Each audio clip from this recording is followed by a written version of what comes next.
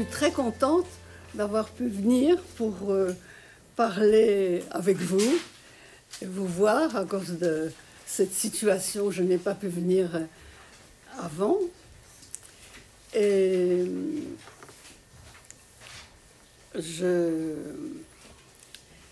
vais donc vous parler de la Deuxième Guerre mondiale que j'ai vécue, où j'ai été présente en Pologne. Donc, j'habitais Varsovie. Alors, voilà. Vous voyez, j'habitais Varsovie, vous voyez où c'est la capitale, avec mes parents, et j'étais fille unique. Mais vous savez peut-être tout sur moi, hein, si vous avez lu mon livre. Voilà. Et j'aimais beaucoup aller à l'école, à 6 ans, en maternelle, bien sûr. Et puis, à 6 ans et demi, je savais lire et écrire. Ça m'a beaucoup servi. Et en Pologne, l'école n'a lieu que le matin. Après-midi, les enfants sont libres de travailler, d'avoir des occupations. Et moi, j'habitais donc un immeuble qui était près d'une cour, et d'où les enfants, après-midi, on descendait dans la cour, on jouait au ballon, j'adorais sauter à la corde, enfin voilà, à la marelle. Donc les journées étaient occupées de cette façon. Vous savez aussi que mes parents avaient une petite boutique de confiserie. Donc, mais je n'avais droit qu'à un seul bonbon, hein. Et donc, si vous voulez, j'avais une vie. J'étais très aimée par mes grands-parents aussi, qui n'habitaient pas Varsovie, qui habitaient une autre ville, mais j'étais très souvent chez eux. Donc, j'avais une vie d'une petite fille très heureuse. Et puis la guerre a éclaté. Alors quand on dit éclater, c'est vraiment un terme qui correspond, parce que vous vous rendez compte du bruit que font les avions qui lâchent des bombes, les tanks, les mitrailleuses, c'est des bruits qui éclatent. Et j'avais pas encore 7 ans quand la guerre a éclaté. Ça, elle a éclaté quand? À quelle date? La Deuxième Guerre mondiale. Mais vous savez, il faut que vous parliez très fort, parce que comme je suis une grand-mère, j'entends pas très bien. Alors, qu'est-ce qui veut dire qu'elle... Quand a éclaté la guerre? Ah, 1939. oui, et quel mois?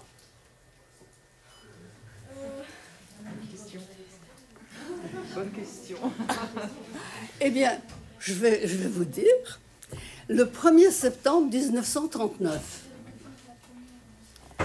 Et c'était une guerre qui a été très facile pour l'Allemagne. Hein, c'est l'Allemagne qui a envahi la Pologne, et c'est à ce moment-là, après la Pologne, il y a eu d'autres conquêtes. Hein, les armées allemandes voulaient occuper toute l'Europe. Et c'est donc un moment où c'est ça le début de la guerre. Et si ça a été très facile pour les armées allemandes, ça va être embêtant là. Vous voyez, la Pologne avait les voisins allemands par ici, les voisins russes par là, et les Allemands donc n'ont eu pas beaucoup de difficultés pour entrer en Pologne. Sauf à Varsovie, où les bombardements ont duré 3 semaines, des terribles bombardements. Et donc nous habitions au 4e étage de l'immeuble, et nous allions très vite dans l'escalier, nous dévalions l'escalier pour nous abriter dans la cave. Et ça a duré 3 semaines. Cette guerre, donc, a été très rapide, et très rapide par l'invasion des tanks, mais pendant 3 semaines, nous étions sous les bombardements. Et l'armée allemande entre à Varsovie à la fin du mois de septembre, c'est-à-dire à même pas un mois, la Pologne est envahie. Et les persécutions commencent immédiatement. Cette guerre a été imposée à l'Europe au nom d'une idéologie. Idée que les hommes sont divisés en races. Et cette idéologie raciale a conduit à vouloir anéantir toutes les populations qui étaient conquises sur les territoires qui étaient conquis par l'armée allemande. Et qu'est-ce qui gouvernait l'Allemagne à cette époque-là? Qui était au gouvernement? Hitler, voilà. Alors, Hitler, je vais vous dire quelques mots. Hitler a instauré, enfin organisé un parti avec lui, un parti qui diffusait justement cette idéologie raciale, que tous les hommes ne sont pas égaux et qu'il y a surtout une race supérieure qui a, par la guerre, tous les droits sur les autres races qui sont forcément inférieures.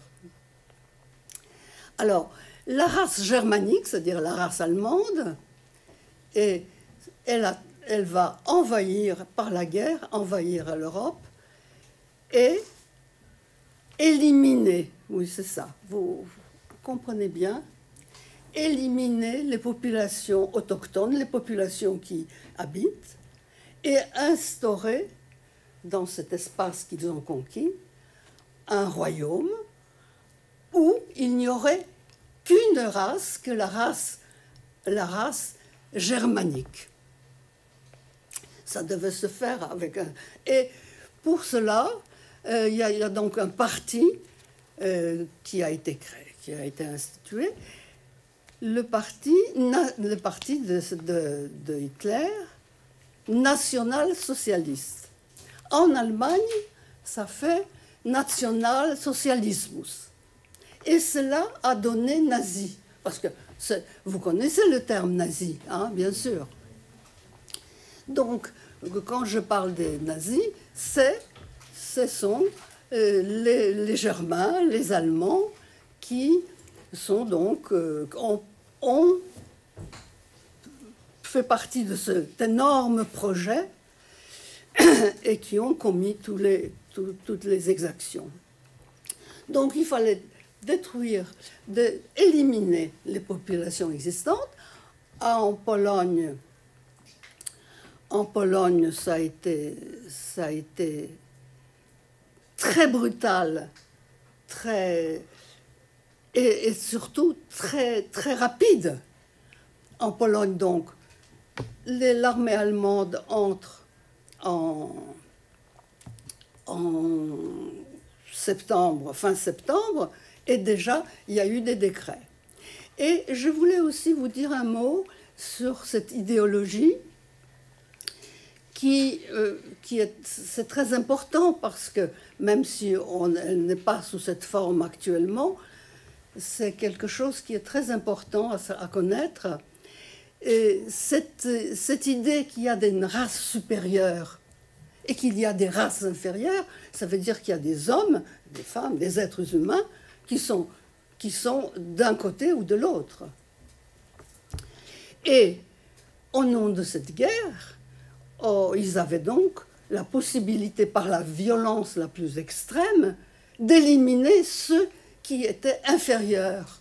Ils avaient tous les droits. Non, au moment de la guerre, une guerre c'est quelque chose où il n'y a plus de loi, plus de droits.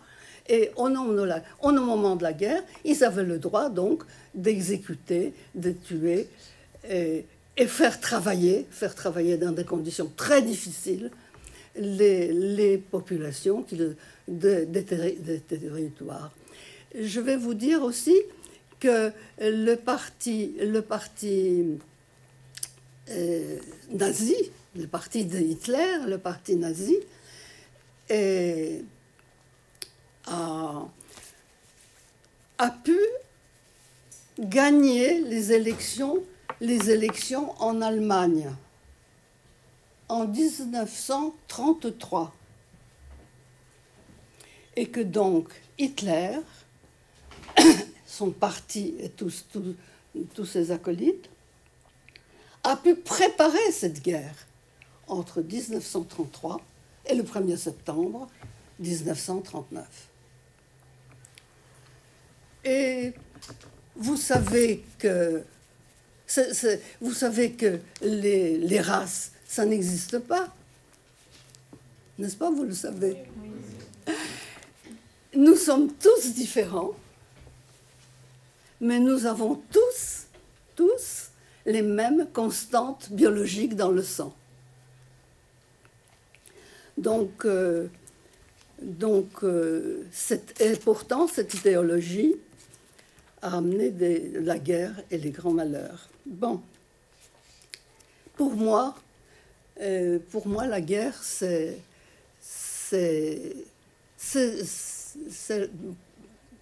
l'absence de l'école.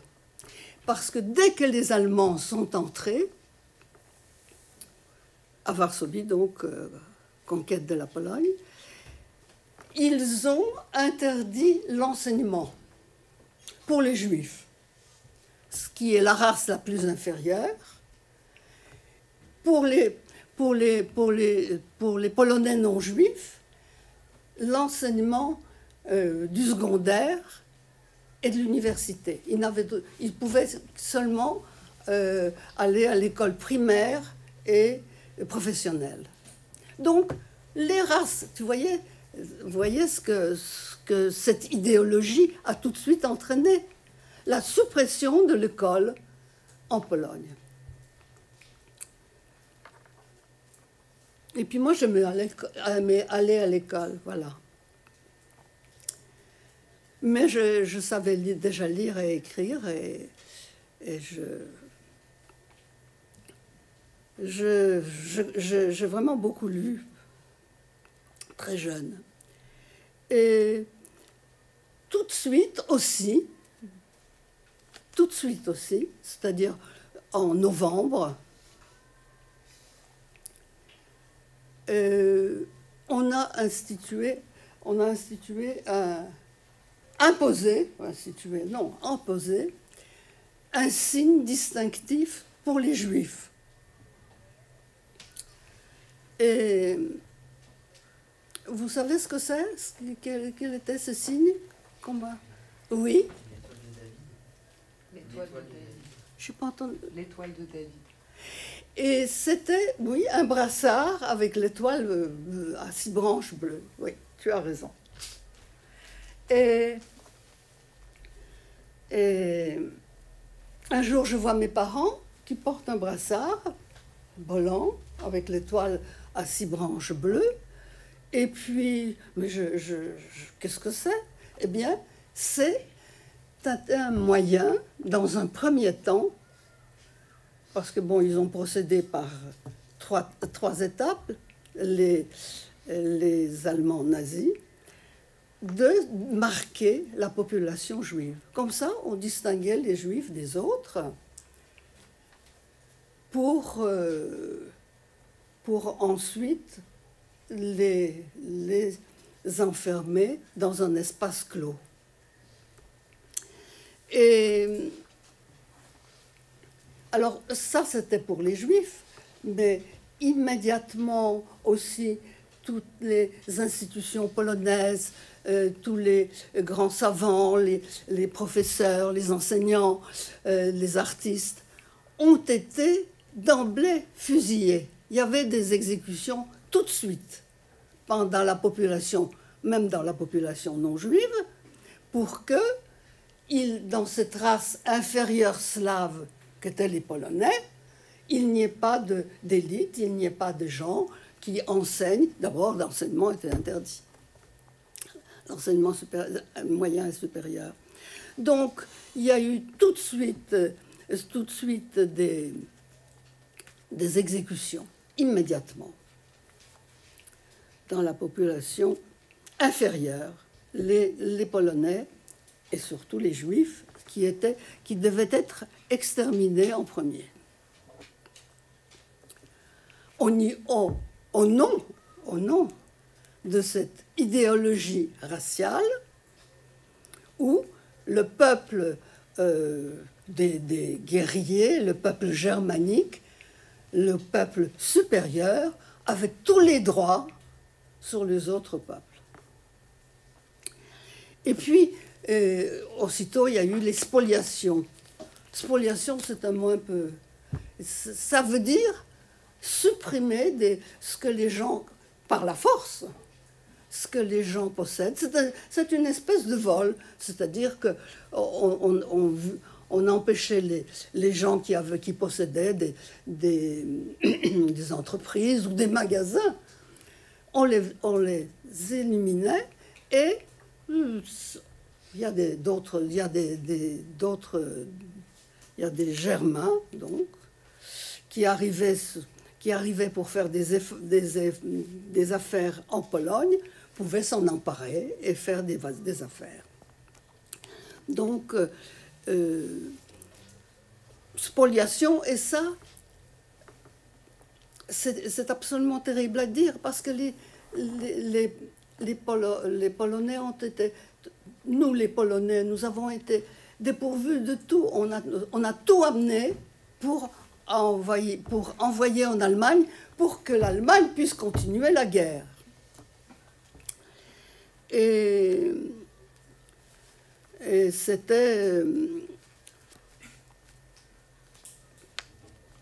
un appauvrissement de toute la population. Alors, cette première étape, je vous avais dit que les Allemands ont procédé à l'élimination des Juifs de Pologne, et ils y sont parvenus, hein, pratiquement toute la population juive de Pologne, pratiquement. Je fais partie de ceux qui ont survécu, a été éliminée. Donc, la première étape, c'était cette désignation par un brassard. Alors, si on a le temps, je vous parlerai comment ça s'est passé en France, parce que c'est très intéressant. Ça ne s'est pas passé de la même façon en France. Et en France, c'était quoi le signe distinctif? C'était pas la même chose aussi. Non. Un brassard avec une étoile de David. C'était Un brassard avec une étoile de David aussi. Il dit que c'était la même chose. Non, en France, c'était l'étoile jaune. Il y a des films qui s'appellent comme ça, il y a des choses. L'étoile jaune, c'est-à-dire toujours l'étoile à 6 branches, qui était cousue sur les vêtements. Hein, pour que dès qu'on sort, on sache qui est qui. Donc si on a le temps, on en reparlera. Et donc la première étape, ça a été justement cette désignation d'une race à détruire.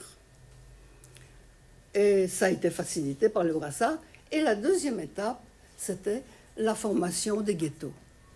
Alors, vous voyez, je n'ai pas apporté toutes mes cartes, mais j'ai une carte où quand on voit les ghettos, les camps d'extermination, des camps de travail, des camps d'internement, eh bien, on a l'impression que pas une épingle ne peut être apposée en plus.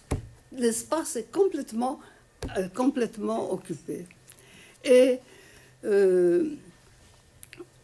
tout de suite, on a donc dans un deuxième temps, le premier temps étant cette imposition d'un signe distinctif, le deuxième temps était la concentration dans un ghetto. C'est un terme que vous avez entendu, hein, parce que maintenant on l'utilise à toutes les sauces. Mais le ghetto est un terme italien qui nous vient de Venise, vous voyez, un quartier qui s'appelait comme ça là-bas, et ce qui nous vient de là-bas. Et d'ailleurs, les Allemands ne l'utilisaient pas. Ils disaient c'est un quartier spécial.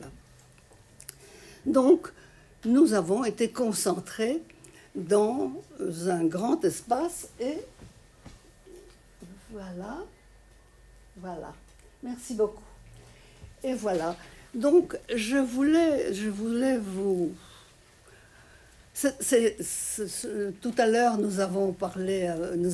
j'ai parlé avec vos professeurs qui disaient que même quand on raconte le vécu d'un témoin, on ne peut pas imaginer vraiment la vie que celui-ci a vécue.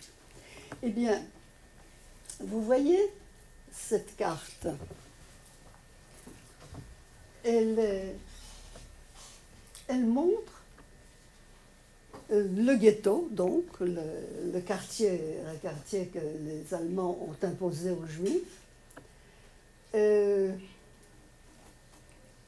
je ne sais pas si vous vous rendez compte de l'espace. Ça, c'est la ville de Varsovie, vous voyez. Et le ghetto, c'est ça. Et le ghetto avait comme superficie 3% de la surface. 3%. Et sur cette surface avaient été obligés de s'entasser 400 000 personnes.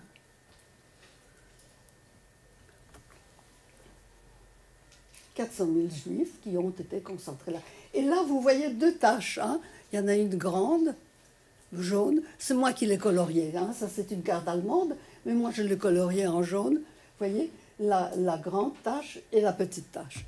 Eh bien, c'est là où nous devions être concentrés. Et il y a eu donc un va-et-vient, un reflux de la population juive qui n'habitait pas dans ce quartier et qui devait s'y trouver, et les gens qui n'étaient pas juifs, qui étaient obligés de le quitter.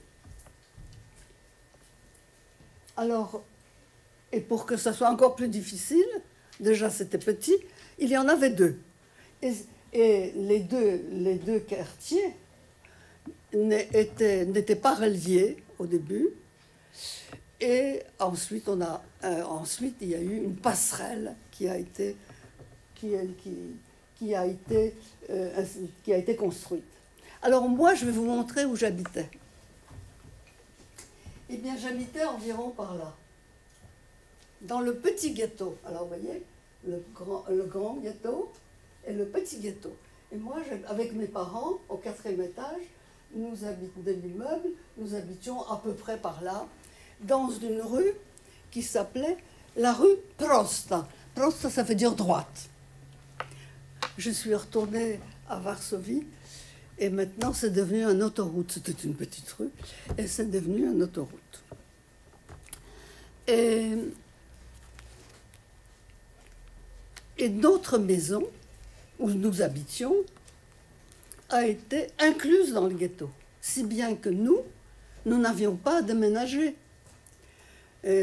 Par contre, nous avons accueilli toute la famille de mon père, surtout. Mais ça, je le raconte un peu aussi dans le livre, hein, qu'il y a mon cousin qui a 15 ans, qui est beaucoup plus âgé et que j'adorais, j'adulais.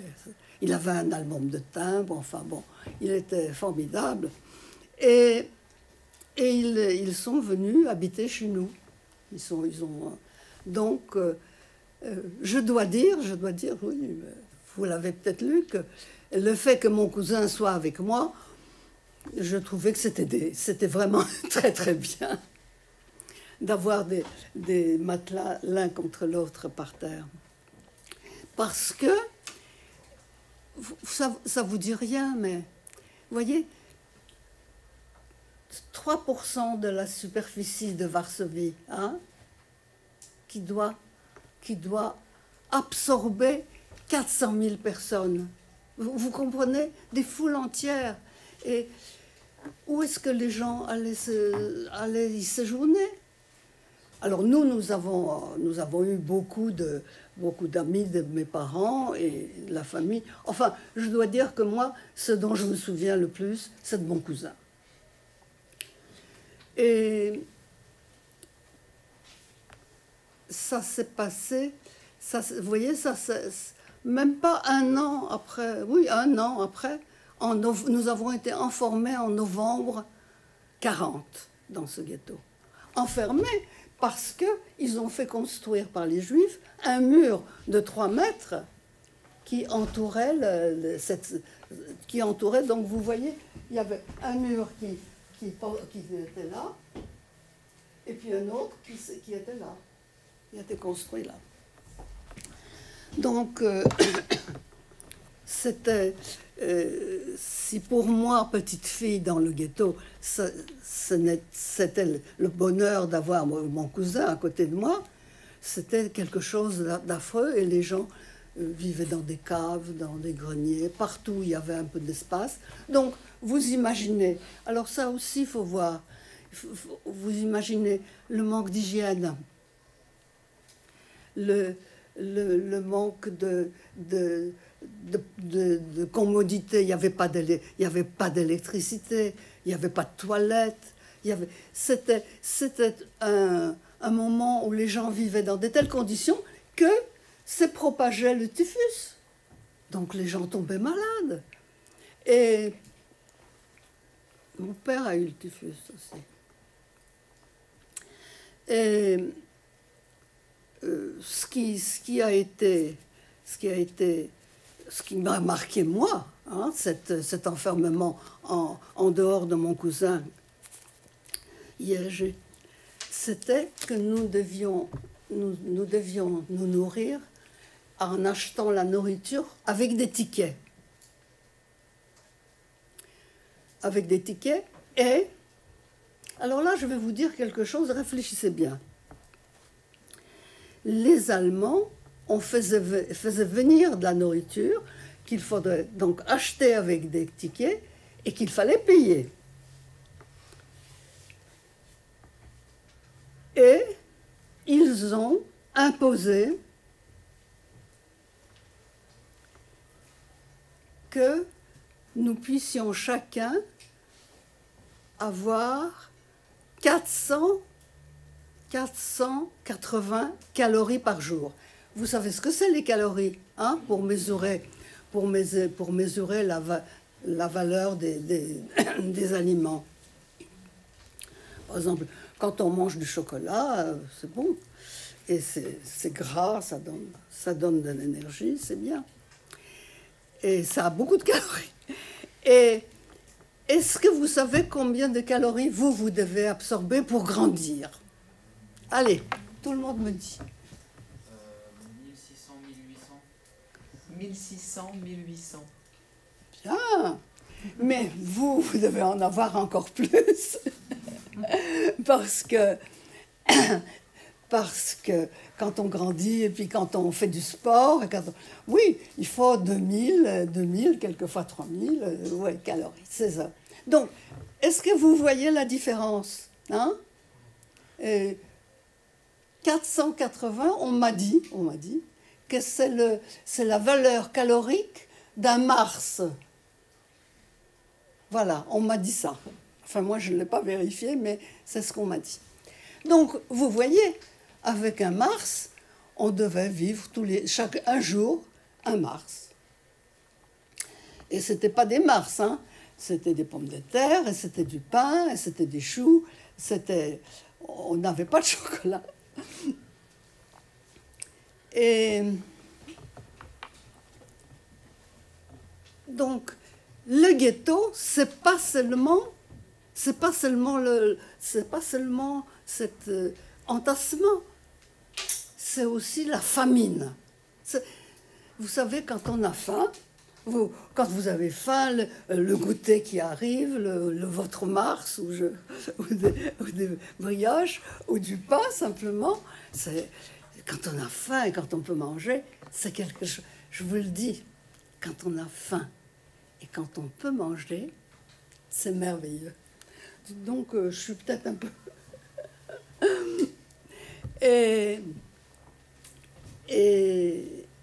Et donc, pour ne pas mourir de faim, il y avait une contrebande. Il y avait une contrebande. Et pourquoi moi, je ne suis pas morte de faim? Eh bien, d'ailleurs, si j'ai survécu, c'est parce que j'avais un oncle, mon oncle Alexandre, qui était professeur d'histoire et qui vivait en dehors du ghetto. Il n'est pas entré dans le ghetto. Il avait sa vie organisée et il n'a pas été dénoncé comme juif pour être obligé d'entrer dans le ghetto. Donc, il nous faisait parvenir des paquets. Donc, par exemple, il y avait quand même un contact avec hors le mur de 3 mètres, hein, le mur 3 mètres avec des barbelés au-dessus. Hein.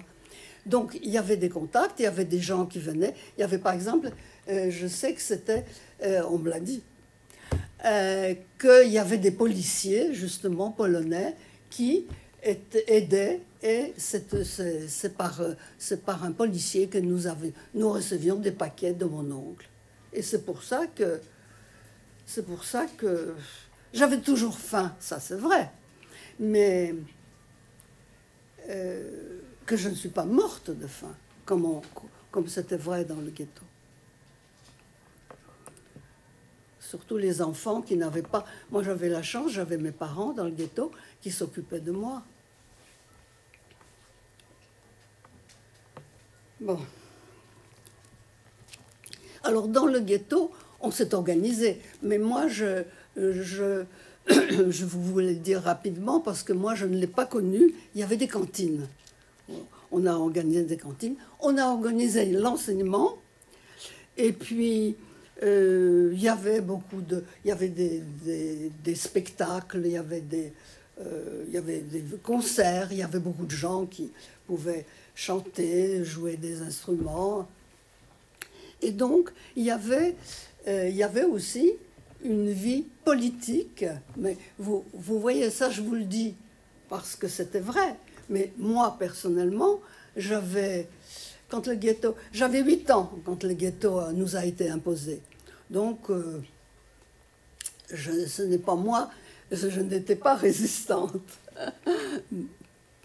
Au contraire, si j'ai survécu, c'est parce que mes parents se sont occupés de moi. Et donc, il y avait un enseignement clandestin, bien sûr. Il y avait aussi les gens qui pratiquaient la religion. Il y avait donc un aspect un peu culturel dans ce qui s'est passé, et parce qu'il y avait beaucoup d'artistes dans le ghetto. Et puis, comment ça s'appelle, de Schindler?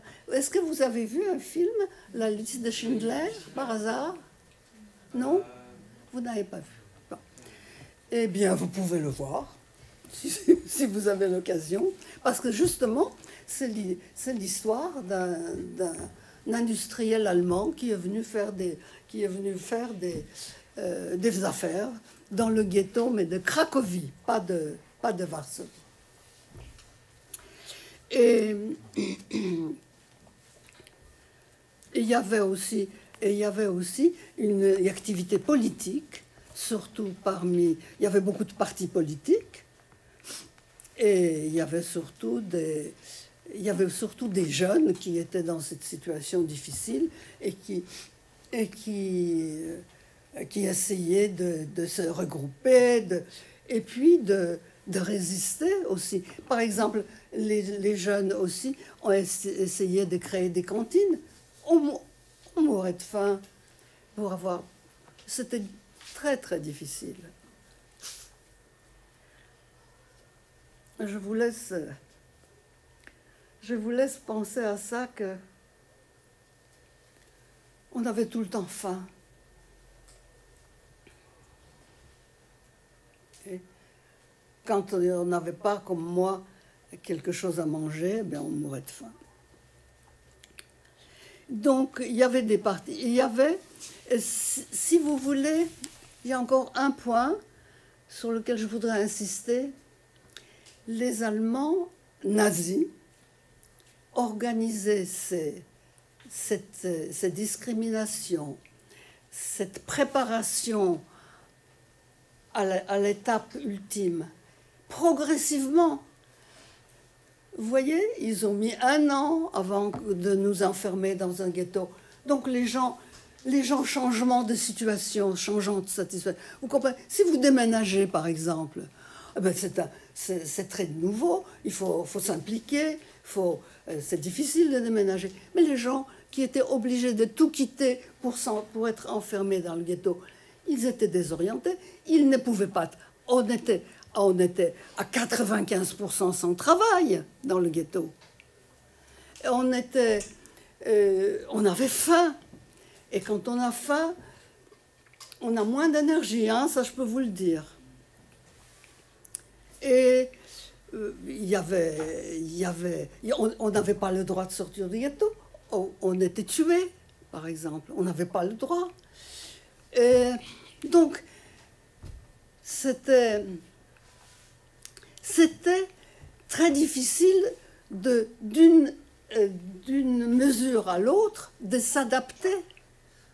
Parce que, par exemple, donc il y avait les brassards, ensuite de l'enfermement dans le ghetto, mais il fallait s'adapter. Vous comprenez, nous étions une population civile, et c'est cette population civile que les Allemands voulaient anéantir. Donc, est-ce que chez vous, il y a des armes? Chez moi, il n'y en a pas. On n'en avait pas. Comment se défendre contre tout ça? On essayait, et c'est ça qui a été... Ça a été regretté par les jeunes qui se sont soulevés. Ça a été... Parce qu'il fallait s'adapter d'une mesure à une autre. Et on utilisait toute l'énergie, et puis pour avoir à manger, pour profiter de la contrebande. Donc, il fallait s'adapter peu à peu, et ce n'est que plus tard, quand il y a eu ça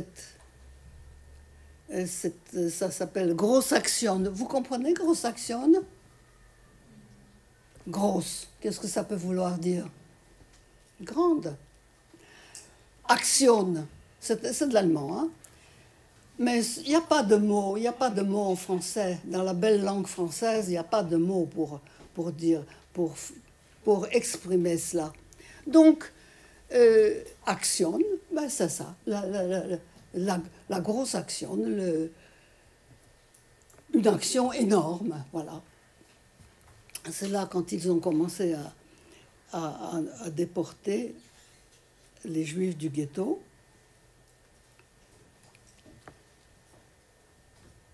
Et donc, ce n'est que plus tard que cette jeunesse qui n'en voulait pas, qui voulait combattre, s'est aperçue que c'était la mort, que la troisième étape, c'est le camp où on allait les faire mourir. Vous connaissez des noms de camps d'extermination? Oui? Bergen-Belsen. Bergen-Belsen, oui. Enfin, Bergen-Belsen fait partie de camps d'internement Mais on y mourait beaucoup, hein, on y mourait beaucoup. Mais ce n'est pas exactement un camp d'extermination. Un camp d'extermination, c'est un camp qu'on rassemble les gens pour les tuer. Vous connaissez. Si, il y en a là-bas qui peut-être qui se laissent. Oui. Allez-y. Auschwitz, oui. Et moi, mon camp, enfin, moi, je n'ai pas été déportée, hein, parce que sinon, je ne serais pas ici en train de vous parler de la déportation. Mon camp, c'est Treblinka, qui était près de Varsovie, 70 km. Et qui était près de Varsovie, et c'est là où les Allemands, après nous avoir désignés et enfermés dans le ghetto, ont envoyé... On ne peut pas écrire ici? On peut écrire? Non? On ne peut pas écrire ici? On va couper le...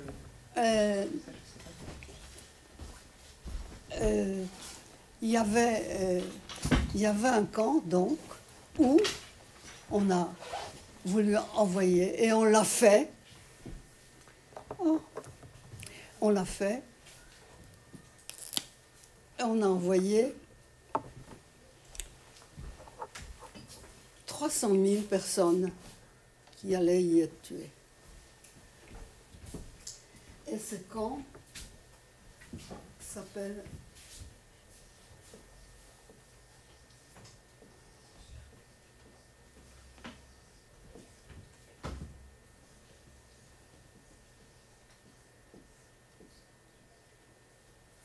s'appelle Treblinka.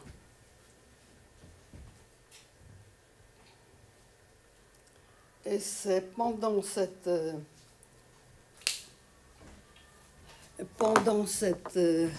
terrible grosse action, d'ailleurs si vous avez lu mon livre, vous le savez, que ma mère, parce qu'on travaillait pour les Allemands, hein, les Allemands faisaient la guerre, ils ont envahi presque toute l'Europe. Et ils avaient besoin de travailleurs, aussi bien, il y avait des camps de travail, mais il y avait aussi des camps, mais on travaillait dans le ghetto, et mes parents travaillaient dans une entreprise qui fabriquait des uniformes pour les soldats allemands. Ils en avaient besoin d'uniformes. Et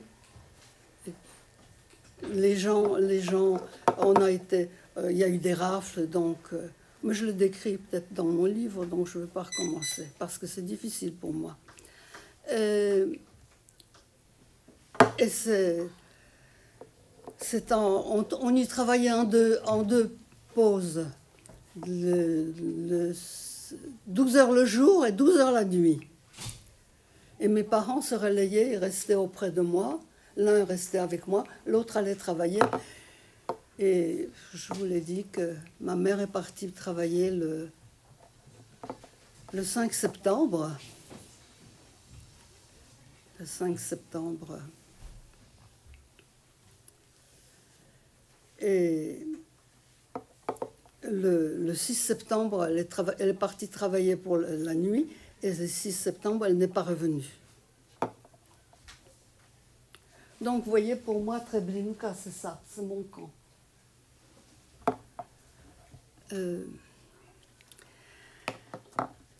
Donc, on a massacré, on a tué à Treblinka. Et on a tué beaucoup plus, mais du ghetto de Varsovie, on a tué 300 000 personnes. Vous voyez, 300 000 personnes.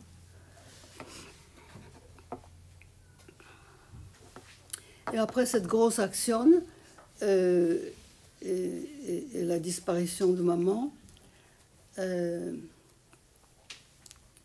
mon père, en contact avec mon oncle Alexandre, a voulu me faire évader du ghetto. Et c'est donc en décembre 1943, Non, en décembre 42, qu'est-ce que je raconte? Quelquefois, c'est difficile hein, quand je parle. En décembre 42. La grosse action a eu lieu en 42, effectivement, et en décembre 42. Eh bien, je l'ai décrit un peu dans mon livre. Hein, c'est la nuit, on a mis une grande échelle, l'échelle qui servait à la contrebande pour amener du pain dans le ghetto. Ensuite, des armes aussi. C'était par qu'il y a une grande échelle. Est-ce que vous imaginez ça? Moi, j'avais 10 ans. Il y avait une grande échelle et j'étais obligée de me séparer de mon père parce que je partais toute seule de l'autre côté du mur. Et c'était en décembre, il faisait très froid, j'étais très habillée, j'avais des gants. Et j'étais obligée de grimper sur cette grande échelle, 3 mètres. Vous savez, c'est haut, 3 mètres. Hein. Et une fois que je suis arrivée sur le mur, et sur le mur, les fils étaient coupés, sectionnés, et je me suis trouvée en haut du mur. Et vous savez, j'ai eu une peur terrible, terrible. Et je devais sauter dans la neige. C'était en décembre. On avait de la neige. Et puis j'ai eu très très peur. Et puis j'ai fini par sauter. Mais vous savez, ça m'a poursuivi toute ma vie. Cette évasion du ghetto, l'échelle, le mur, et le fait d'avoir quand même réussi à sauter. Et bon, et c'est toujours grâce à mon oncle Alexandre que un de ses amis, il était dans la résistance, qui est venu me chercher, qui m'a amené chez lui. Et ensuite,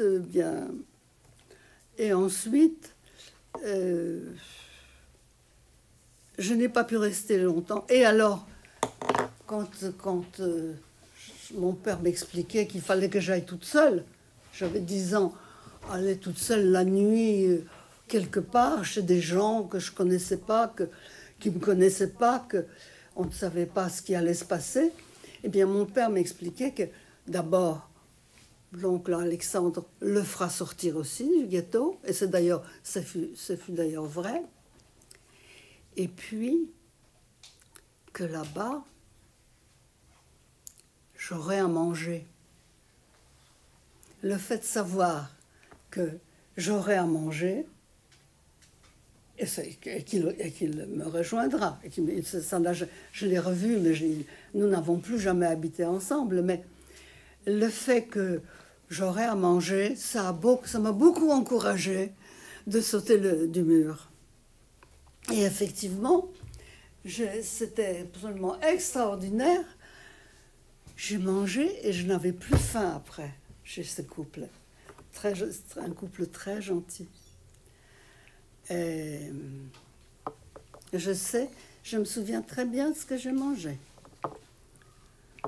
Mais je n'ai pas pu rester chez eux parce que le mari a été arrêté. Il y avait des rafles. Moi, je vous disais que il voulait anéantir la population locale. Son mari était arrêté.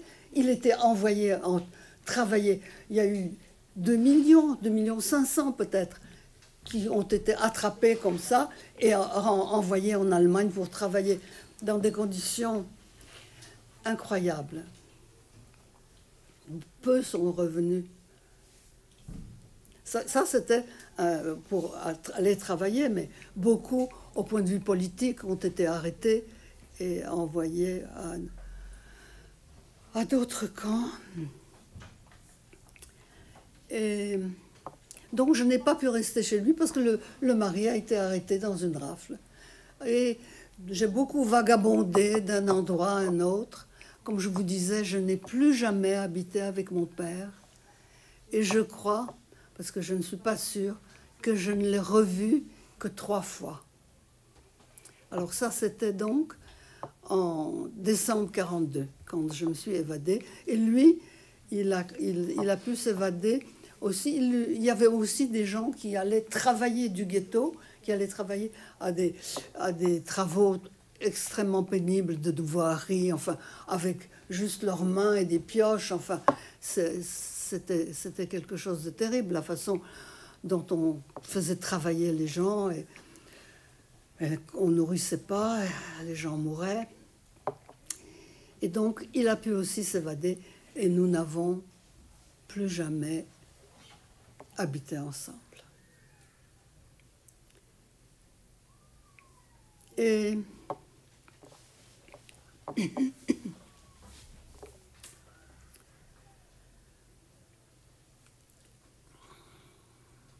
je ne vais pas vous raconter tous les endroits où j'ai été. D'ailleurs, je pense que je me souviens plus très bien, mais je pense que c'est dans mon livre.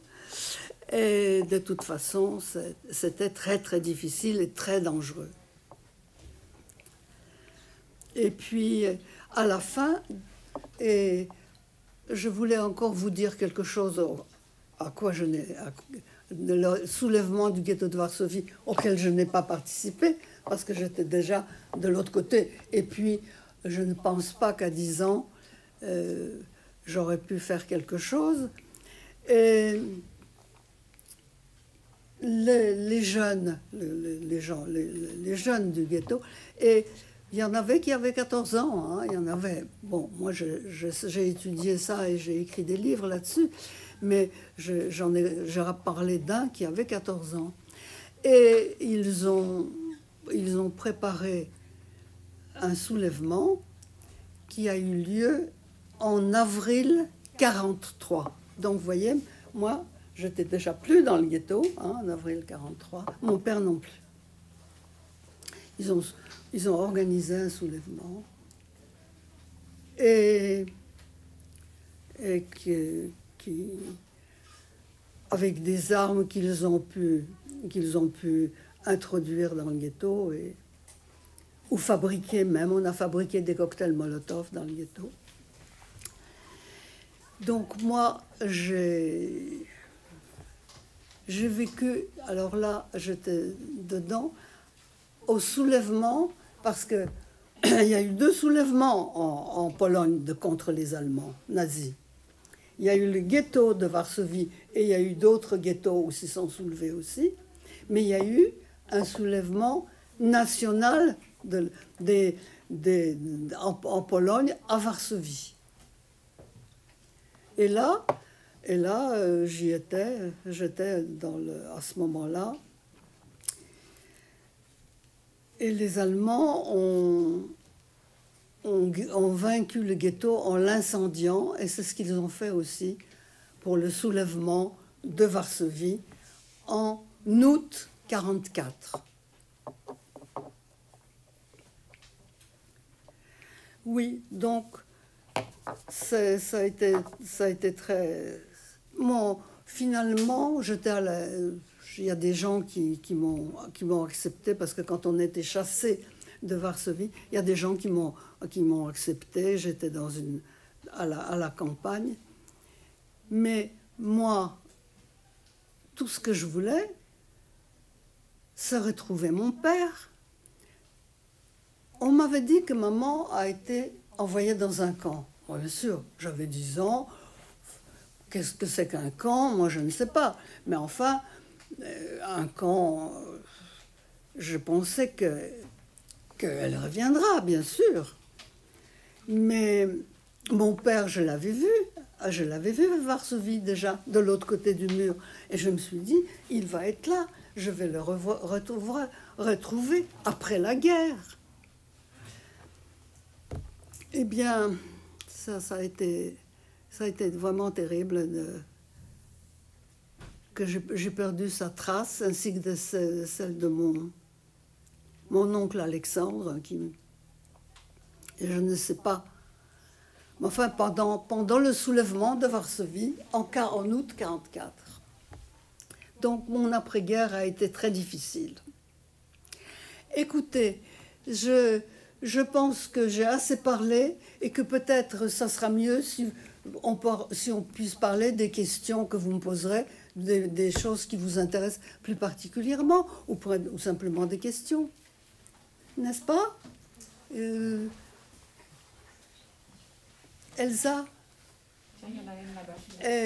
C'est peut-être mieux que ce soit maintenant le temps des questions. Oui, bah, vous pouvez sortir des questions. Là, t'en as une. Ah, j'en ai une. Alors, très très fort. Allez-y. Pourquoi avez-vous écrit le livre sur lequel on vient de parler?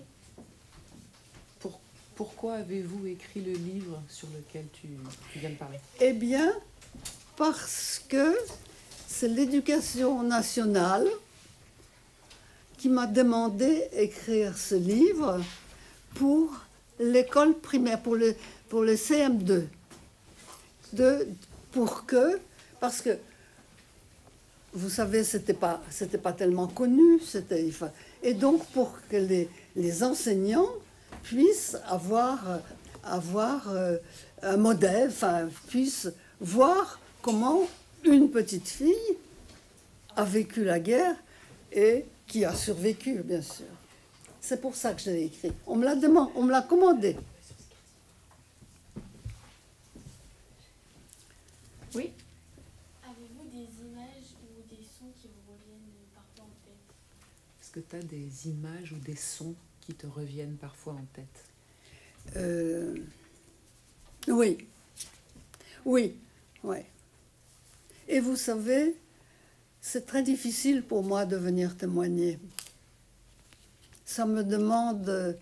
C'est un retour dans cette situation, et c'est très difficile pour moi. Oui, bien sûr, j'ai des visions de cette époque. Est-ce qu'après la publication de votre livre, des gens vous ont contacté ayant vécu la même situation? Est-ce qu'après la publication des livres, des gens t'ont contacté pour leur dire qu'ils avaient la même histoire ou une histoire similaire? Une histoire similaire. Oui, oui, c'est vrai. C'est vrai. Mais en France, de toute façon, des Juifs qui ont survécu en Pologne pendant la guerre, il n'y en avait pas beaucoup. Et ceux qui se sont retrouvés en France, comme moi, qui ai la chance de venir en France, il y en avait encore moins. Il n'y en avait que quelques-uns. Donc, on se connaissait. D'ailleurs, je dois vous dire que pour moi, ça a été une énorme chance de venir après la guerre en France. Et d'ailleurs, vous savez, j'ai écrit un journal. C'est pour ça que je sais beaucoup de choses sur ma vie pendant la guerre, parce que tout de suite après la guerre, quand j'avais 12 ans quand la guerre finit, j'ai commencé un journal. Donc je savais, j'ai pu écrire même mes souvenirs. Je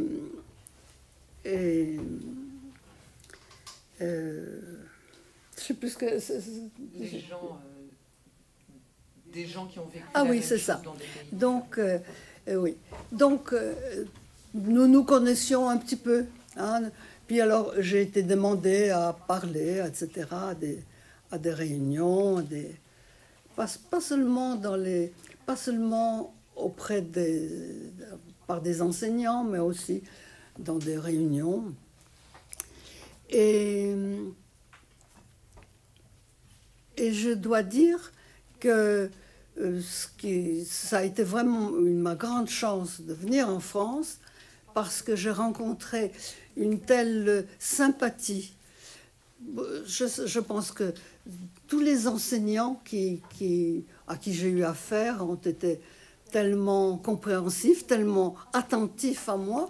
Je le dis dans mon livre, non ? Je le dis, c'était absolument formidable. Vous savez que quand je suis arrivée en France, je suis arrivée en octobre 1946, Et en novembre, j'étais à l'école primaire je suis arrivée à Nancy, à l'école primaire à côté de chez moi. Et c'est absolument extraordinaire, et je sais que ça se produit maintenant aussi. Les enfants qui arrivent en France, eh ben, on les envoie à l'école pour qu'ils puissent se construire et pour qu'ils puissent justement arriver à devenir quelqu'un.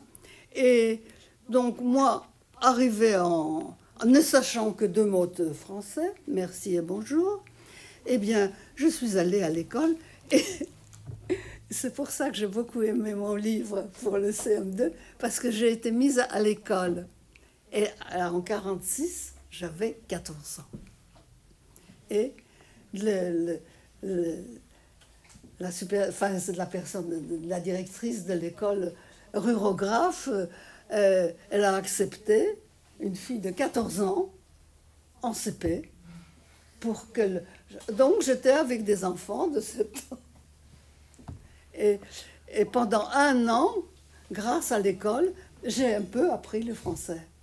Et j'ai toujours beaucoup travaillé pendant les vacances, mais ensuite au lycée c'est pareil. Quand je suis entrée en 6e, vous savez, quand j'étais en France à ce moment-là, il fallait passer un examen pour entrer en 6e au lycée. Eh bien, par exemple, je n'ai pas passé d'examen. Sinon, bien sûr, je ne l'aurais pas réussi.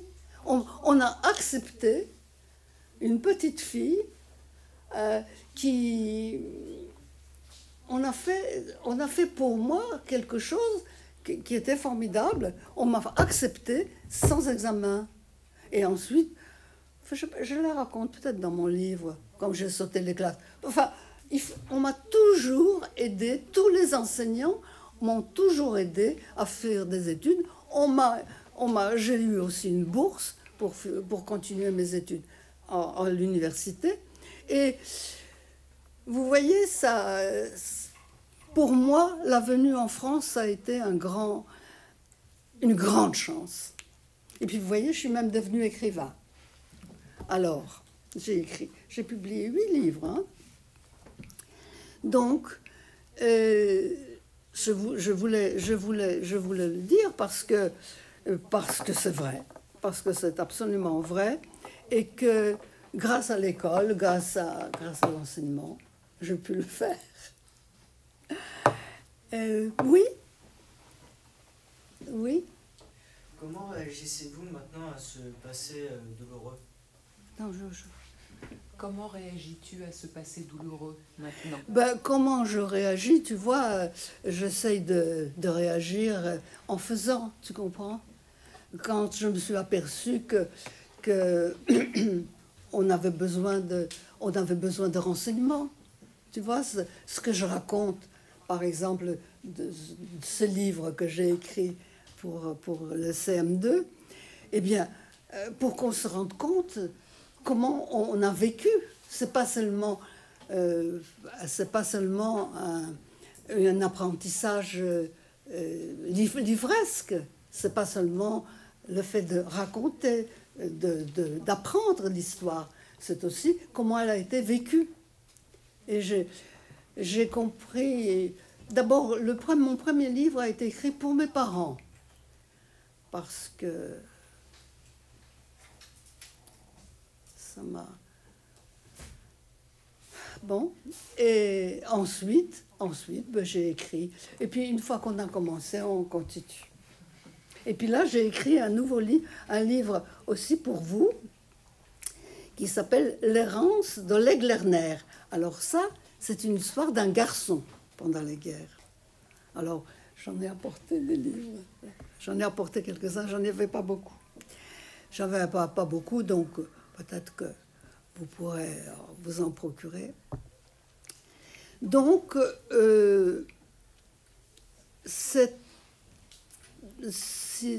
mon écriture, ça correspondait à informer, à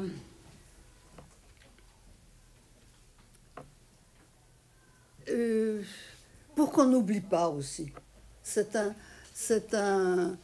Moi, je sentais une espèce de... Vous savez, j'ai écrit mes livres très tard.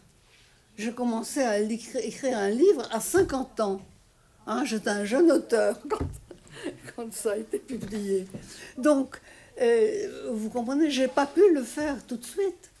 C'est lorsque j'ai pu, par mes études, par la chance, j'ai rencontré l'homme de ma vie et nous avons créé une famille de 3 enfants, etc.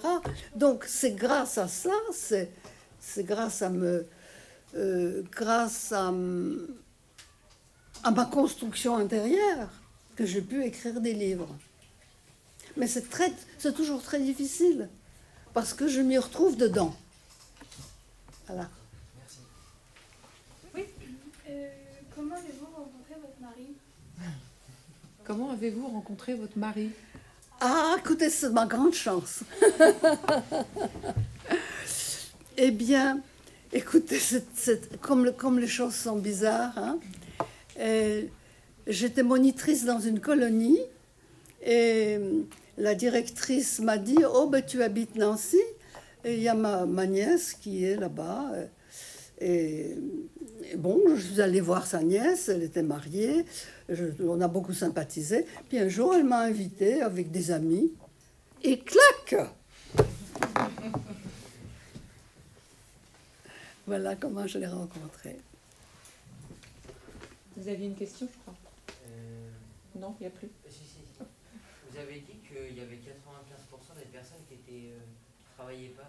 Mais comment vous faisiez du coup pour avoir les tickets pour manger? C'est-à-dire qu'il y avait 95% des gens dans le ghetto qui ne travaillaient pas. Comment on recevait les tickets pour manger? Comment on payait? Ah ben ça, les tickets,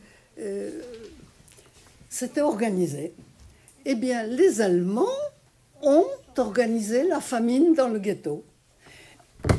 Écoutez, c'est très difficile de comprendre et je ne crois pas que je vais peut-être arriver à vous l'expliquer, mais les Allemands nazis, s'ils nous ont enfermés dans le ghetto après nous avoir stigmatisés, c'était pas pour qu'on mène une vie tranquille, c'était pour que, en vue de la 3e étape, la 3e étape, c'était ça.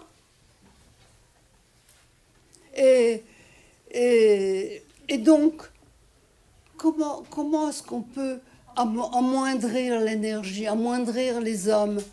En les affamant. Et quand on a faim, on pense d'abord à manger avant de se révolter. Ou peut-être en même temps. Donc, ils ont organisé la famine. Et ça a été D'abord, les Allemands sont de très bons organisateurs. Et malheureusement, ils l'ont mal utilisé. Ils ont utilisé à l'égard donc des gens qui n'ont fait aucun mal et qu'ils ont diminué, qu'ils ont affamé et on vivait souvent dans des conditions difficiles. Et il n'y avait pas de chauffage, l'électricité pouvait être coupée, on n'avait pas de lumière.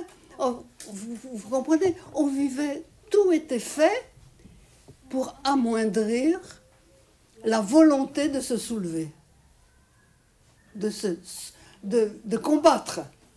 Et pourtant, il y a eu un soulèvement. Donc, est-ce que j'ai répondu à ta question? Oui, oui.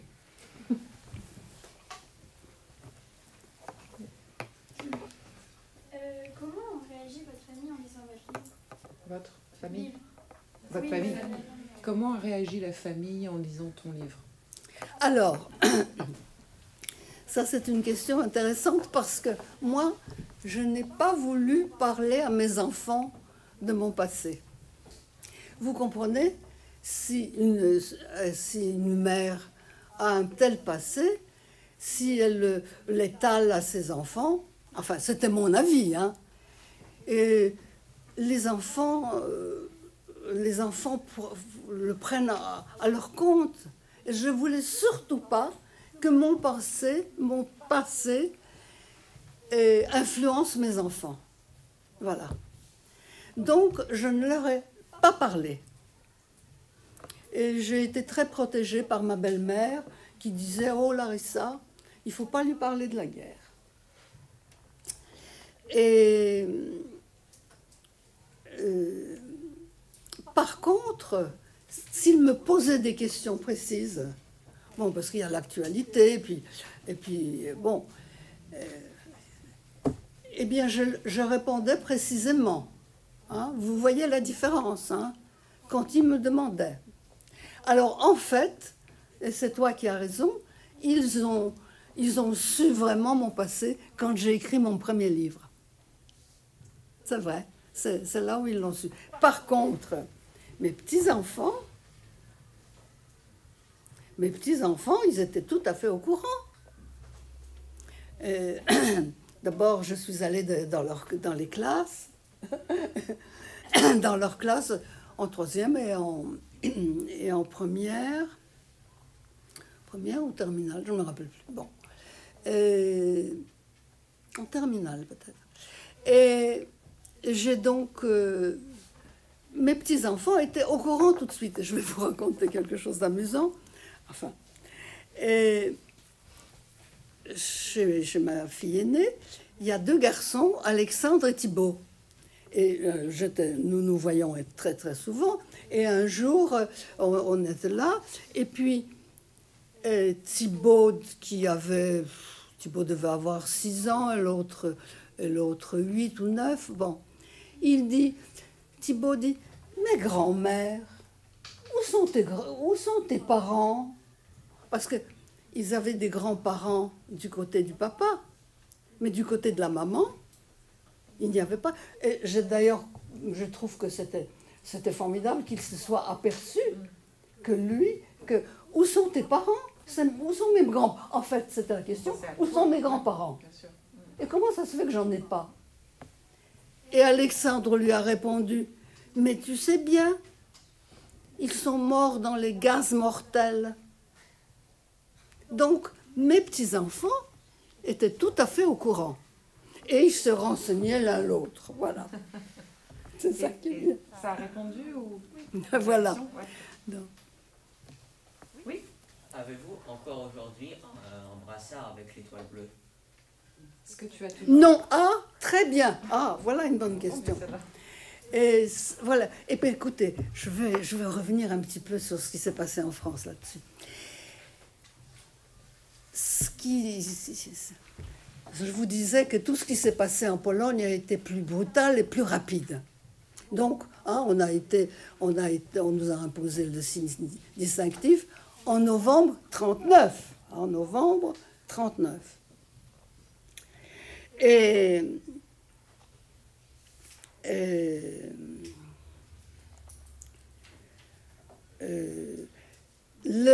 Par contre, par rapport à la France, on devait le porter à partir de l'âge de 10 ans. Or, 10 ans, et moi je ne l'ai jamais porté du coup. Hein, quand on nous a imposé, j'avais 7 ans. Hein, et je ne l'ai jamais porté. Par contre, en France, hein, comme je vous disais, vous vous souvenez ce qu'on a dit? En France, c'était quoi comme signe? Une étoile jaune. Eh bien, par contre, en France, il fallait porter l'étoile à partir de l'âge de 8 ans. Mais vous voyez, en France, les nazis n'ont pas osé l'imposer avant 42, avant avril-mai 42. Vous voyez, ça faisait 2 ans qu'ils étaient en France, qu'ils ont occupé la France, mais ils n'ont pas osé le faire en France tout de suite. Alors que, vous voyez, la différence entre la Pologne. Et donc, c'était en avril 42, il fallait, les Juifs devaient porter, cousu sur la poitrine, l'étoile jaune, et dans laquelle c'était marqué juif.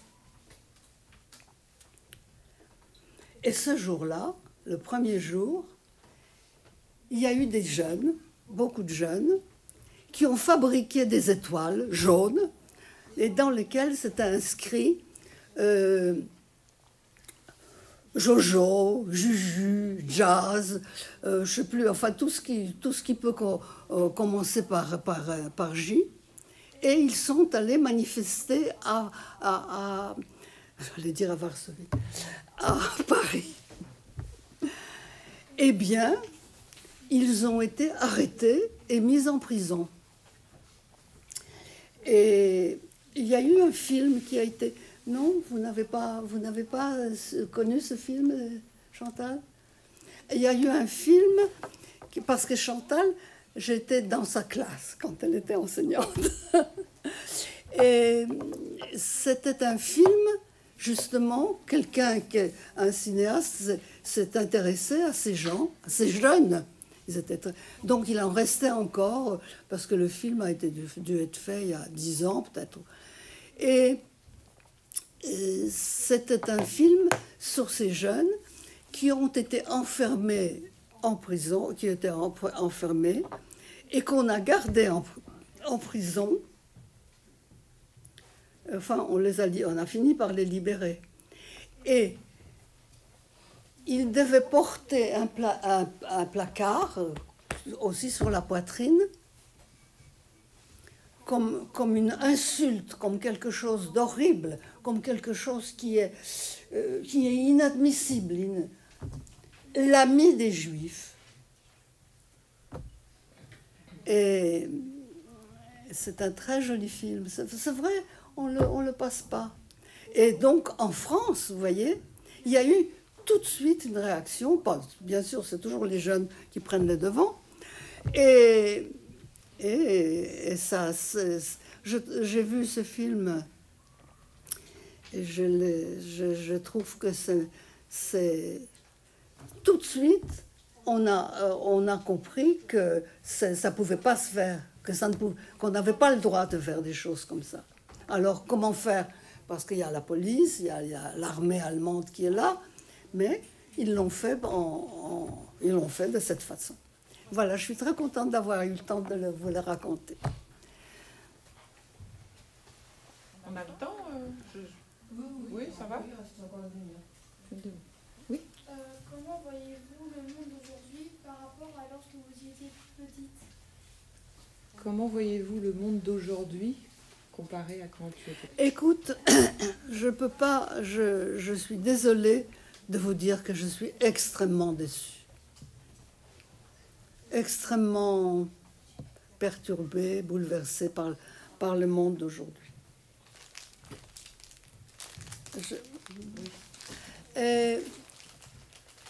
Parce que tu vois, je pensais que... Merci. Parce que je vois que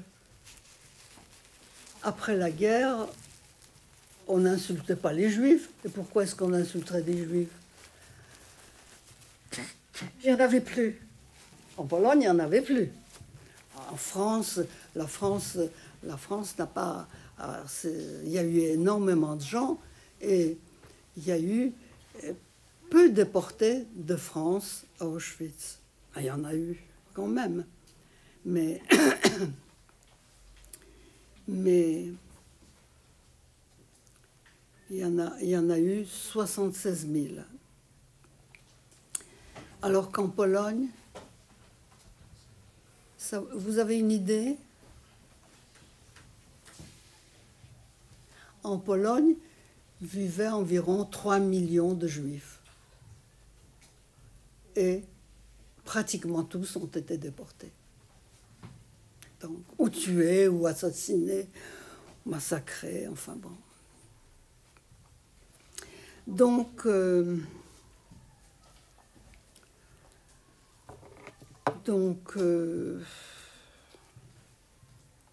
sais plus quoi. Le monde aujourd'hui. Quoi? Le monde aujourd'hui.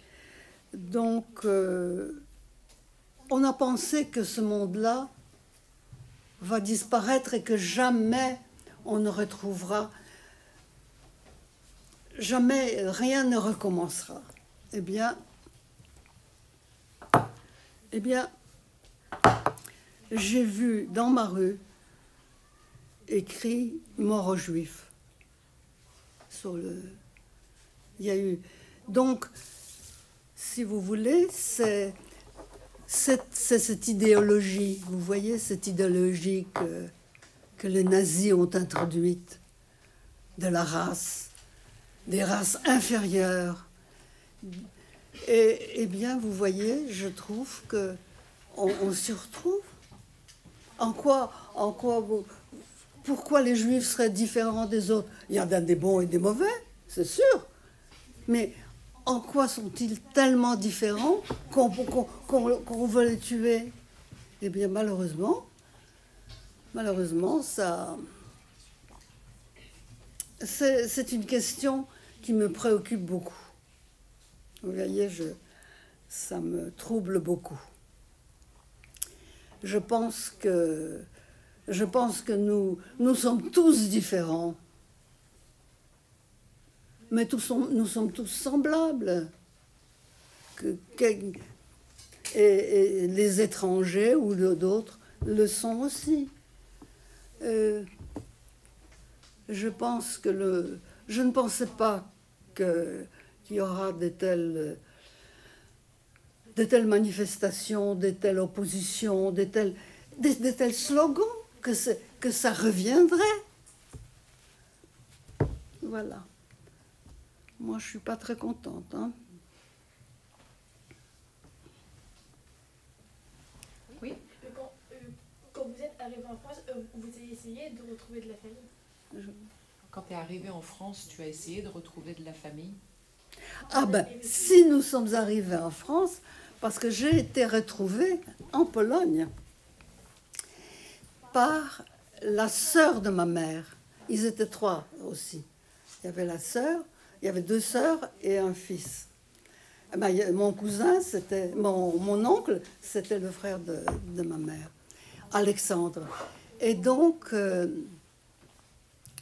vous voyez, je ne sais pas si j'ai pu vous le transmettre, mais mon idée, mon vœu, mon aspiration, c'était de retrouver ma famille. Et j'ai eu la chance d'être découverte par mon oncle, le mari de Sophie, de ma tante, et c'est grâce à eux si je suis venue en France. Ils avaient une petite fille, Irène, qui avait 7 ans quand je l'ai connue, donc en 45. Quand ils m'ont découverte, ils m'ont amenée chez eux. Et puis, nous avons quitté la Pologne pour venir en France. Pourquoi en France? Et pourquoi à Nancy? Parce qu'on avait de la famille. À Nancy habitait le frère de mon grand-père, qui avait avec sa femme et sa fille. Donc, on ne peut pas imaginer... Chez mes parents, chez mon père, ils étaient 11 enfants, tous mariés. Mon père était le plus jeune. Ils étaient tous mariés, ils avaient tous de la famille. J'ai perdu plus de 150 membres de ma famille. Et donc, qu'est-ce qu'on allait faire? On allait retrouver la famille. Et c'est comme ça que je suis venue en France, à Nancy. Vous voyez, c'était... Bon, on ne peut pas imaginer, et puis je ne vous demande pas de l'imaginer, hein, ce n'est pas la peine. Mais il faut savoir que ça a existé et qu'il faut être vigilant et faire très très attention parce que Hitler, son parti national-socialiste, son parti nazi, Hitler a été élu démocratiquement par élection, même si elles étaient très violentes. Hitler a été élu par élection quand il est devenu chancelier, c'est-à-dire Premier ministre. Donc vous voyez, je suis désolée de ne pas vous apporter vous apporter une assurance. Je ne vous apporte pas d'assurance. Au contraire, je vous dis, il faut être vigilant. Il faut pas. Et s'il y a, il faut veiller. Il faut veiller à ce que la démocratie en France, vous savez, nous sommes dans un merveilleux pays, un des plus beaux du monde, et nous avons donc, c'est ce que nous disions tout à l'heure, hein, et il faut savoir qu'il faut le protéger, il faut le surveiller, il faut agir justement pour qu'il continue de l'être et n'est pas enfin, pour qu'il continue comme il est. Et c'est une grande chance pour moi, bien sûr. Vous voyez, moi je dis c'est ma chance, la France c'est ma chance, mais c'est aussi pour nous tous. C'est une chance d'habiter en France, parce que d'abord, regardez, il y a des pays que lorsque les filles vont à l'école, on les tue. Et on empêche l'enseignement. Et nous, on peut aller à l'école. Et vous savez que dans les pays de l'Amérique latine, vous voyez où c'est l'Amérique latine? J'ai pas de carte. Et, hein, c'est le Mexique, c'est le Nicaragua, c'est le Venezuela. Eh bien, l'école est payante. Et l'école est payante. Là, on ne va pas, on peut pas, les parents ne peuvent pas toujours envoyer les enfants à l'école. On ne se rend pas compte à quel point l'université, bon, il faut payer, faut payer quelque chose pour l'administration, mais l'université n'est pas payante. On peut aller à l'université en France sans payer. Vous savez, il n'y a pas actuellement, c'est pareil. Par exemple, aux États-Unis, on ne peut pas faire d'études si on ne paye pas. Très cher. Donc, vous voyez, moi, je trouve que je profite de vivre dans un pays merveilleux, très beau, où on est très libre, où on peut aller à l'école. Écoutez, on ne se rend pas compte quelle chance on a d'aller à l'école. Mais on apprend, et là, il faut apprendre. Ça nous construit. Tout ce qu'on apprend à l'école, ça vous construit, ça vous permet de réfléchir. Quelquefois, vous pouvez en discuter et voir qu'il faut être vigilant et conserver la France comme elle est, au point de vue démocratique.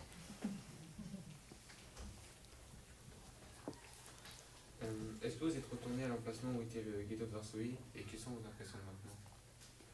Est-ce que tu es retourné à l'emplacement où était le ghetto? Alors là, tu vois, oh, je suis retournée, oui, parce qu'on m'y a filmé aussi là-bas. Mais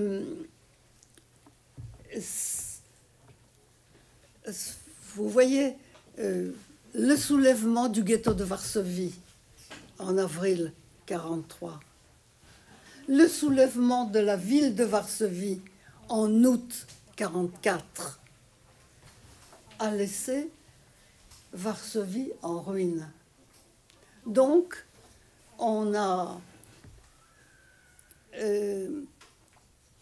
donc, la ville a été complètement transformée. Je vous disais que nous habitions au 4e étage, quatrième étage, le 4e dernier. Mais par exemple, la plupart des maisons étaient au 4e étage. Il y avait le 4e étage. Tandis que après, les gens étaient dans la rue. On a fait une construction vite faite d'immeubles énormes, très laids. Et ce que je vous disais de ma petite rue Prost, c'est devenu une autoroute qui traverse la ville. Et ça c'est l'intervention de soviétique. Enfin, les Allemands étaient partis, mais les Russes sont arrivés. en Pologne. Le communisme est arrivé tel qu'il a été imposé, et donc on a construit... Alors, il y a de plus en plus de... C'est très laid, c'est des immenses... Je n'ai pas... D'abord, moi, la petite fille, je ne connaissais pas Varsovie, hein, mais je connaissais ma rue, quand même. Et c'est devenu une autoroute qui traversait la ville. Donc, moi, je n'ai rien retrouvé. Le ghetto, comme je vous ai dit, qu'il y a eu un soulèvement, les nazis ont brûlé les gens et les maisons. Donc, il restait des ruines. Ensuite, l'autre soulèvement en août, c'était la même chose. Donc, il ne reste pas grand-chose. Ils ont reconstruit la partie ancienne de la ville. Ça a été bien reconstruit, mais il reste des murs, tu vois. Il reste les murs du ghetto, des murs du ghetto.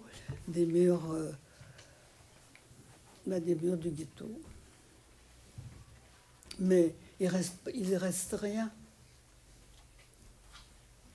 Il y a eu 2 soulèvements dans cette ville, donc tout a été écrasé, brûlé. On va peut-être passer à une dernière question. Attends. Est-ce que les Allemands ils filmaient beaucoup Est-ce que les Allemands filmaient beaucoup filmaient beaucoup? Est-ce que les Allemands filmaient beaucoup? Oui, oui, tu as raison, les Allemands filmaient. Et nous avons des films du ghetto, des tout petits d'ailleurs, c'est pas un grand film, des films du ghetto, pour montrer que cette race inférieure, là, comme elle vit, il y a des mendiants, il y a des tu vois, ils ont filmé, oui. Oui, il y a des films.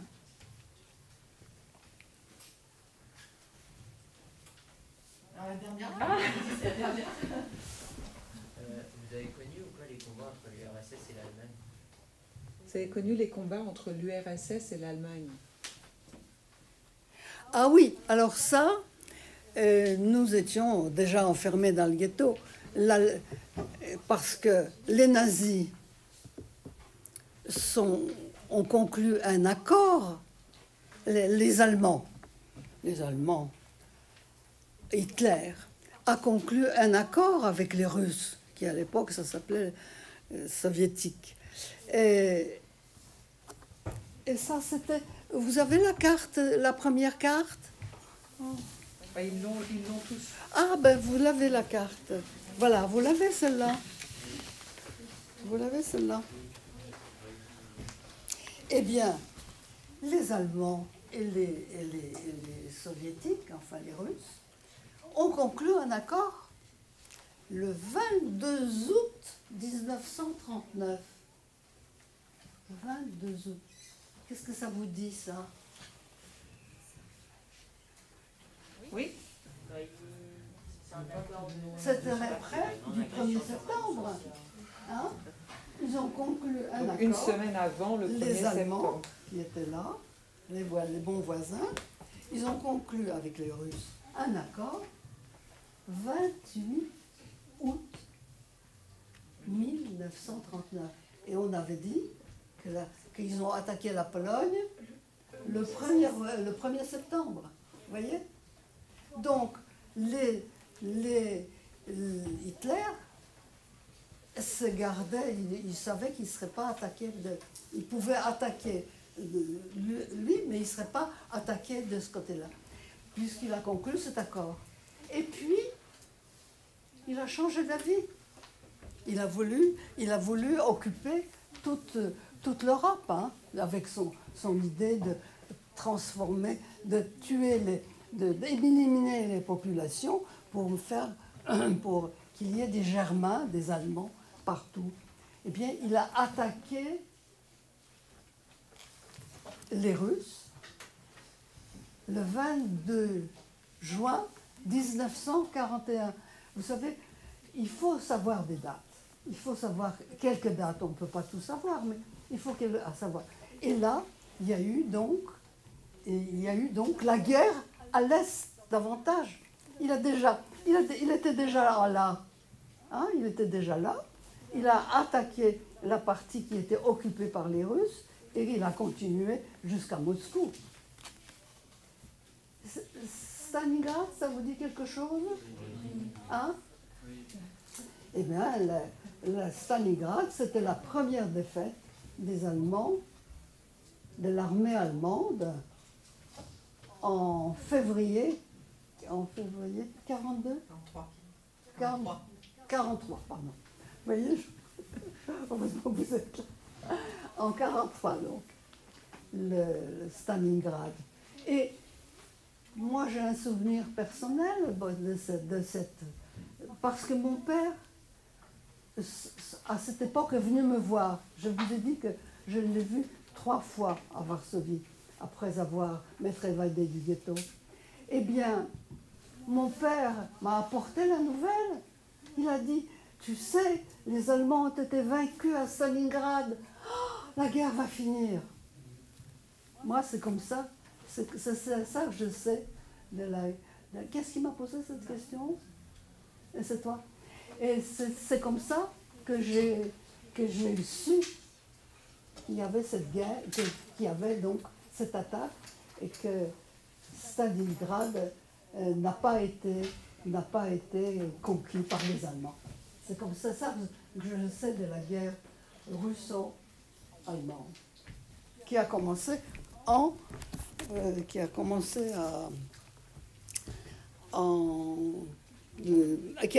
donc en juin 41. On va arrêter, non, peut-être, parce que on arrête les questions.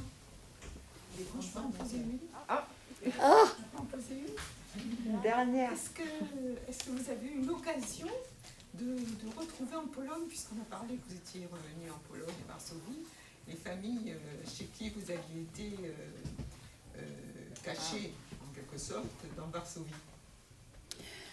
Mais je ne savais pas où j'étais cachée. Et vous comprenez, moi j'avais 10 ans, 11 ans, j'ai eu 12 ans quand la guerre enfin s'est terminée.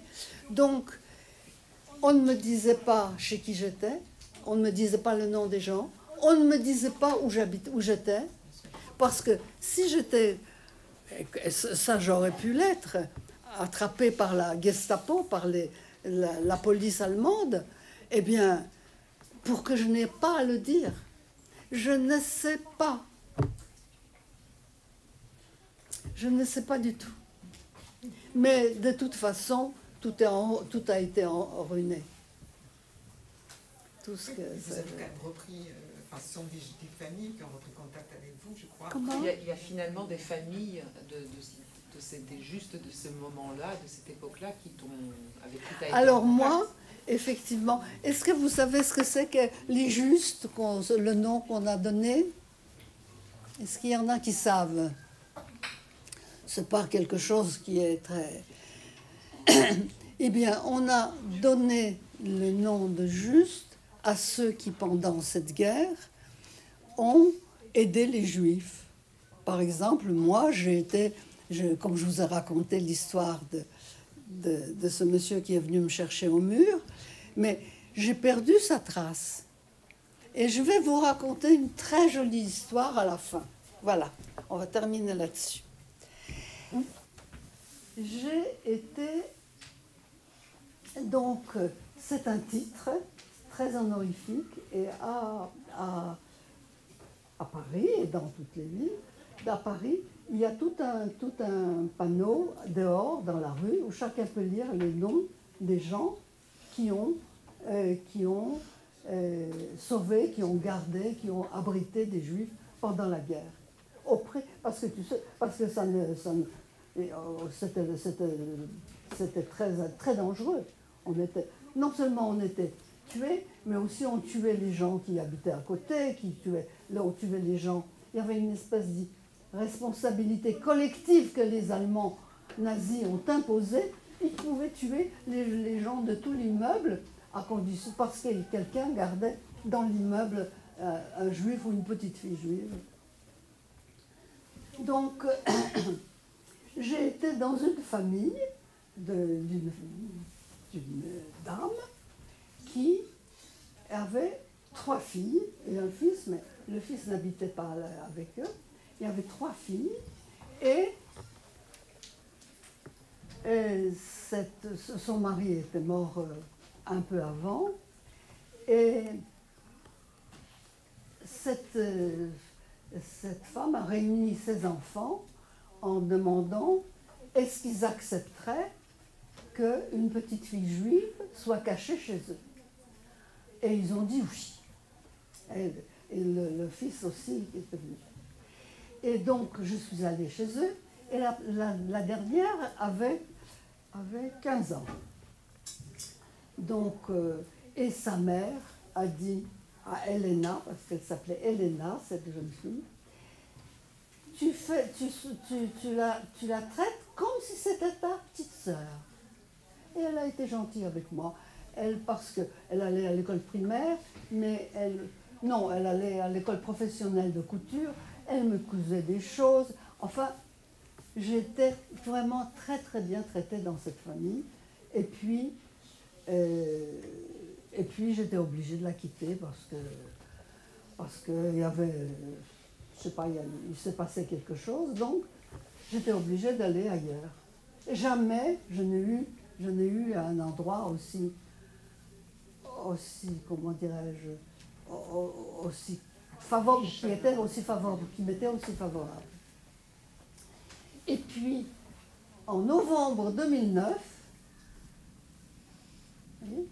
ça fait déjà un moment, je reçois un mail.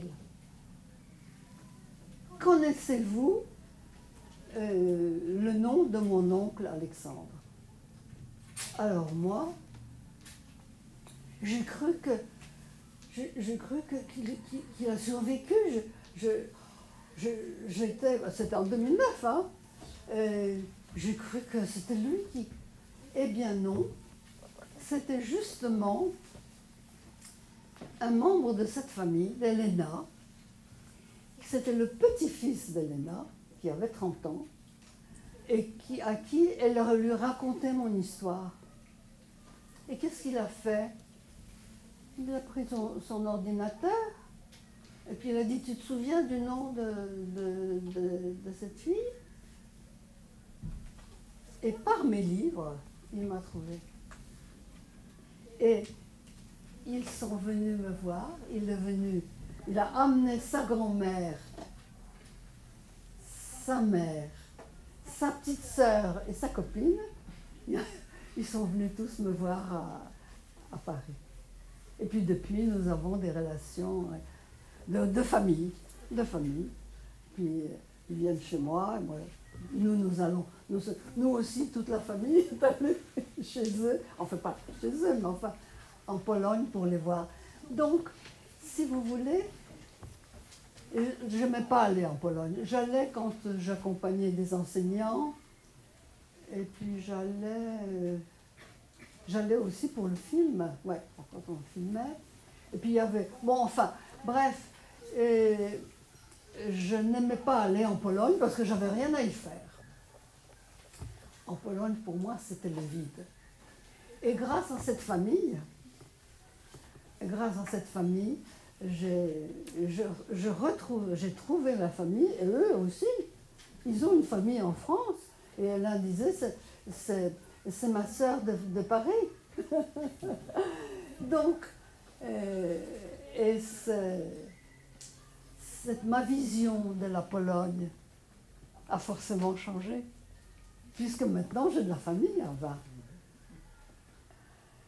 Et c'est bien parce que des sentiments très négatifs, c'est très mauvais aussi pour soi-même, pour sa conscience qu'on en a.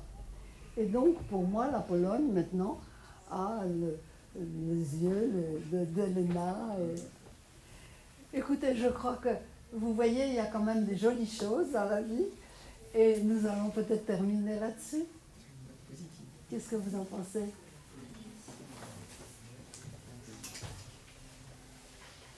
Merci beaucoup.